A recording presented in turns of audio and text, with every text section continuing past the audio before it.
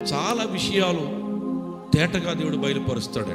ఆలస్యమైందని తొందరపడి నిర్ణయాలు తీసుకోబాకండి. జీవితంలో మన పట్ల ఆయన చిత్తమే జరిగించబడాలి. దేవునికి స్తోత్రం. తండ్రి, నా ఇష్ట ప్రకారము కాదు, చెప్పండి, నీ చిత్తమే నా జీవితంలో జరిగించబడాలా. దేవునికి స్తోత్రం. ఒకవేళ నన్ను కొట్టడం, ప్రజలు తిట్టడం, నన్ను అవమానపరచటం, నన్ను గాయపరచటం, నా వస్త్రాలు ఓడబీకటం నీ చిత్తం అయితే అలాగే జరగని, కానీ నేను దానికి అడ్డు చెప్పను. దేవునికి స్తోత్రం చెప్పండి.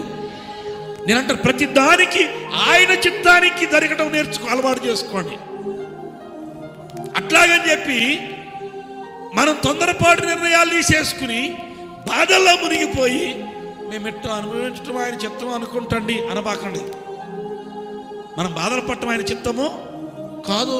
తండ్రి, నా జీవితములో నీ చిత్తమే సిద్ధించుగాక.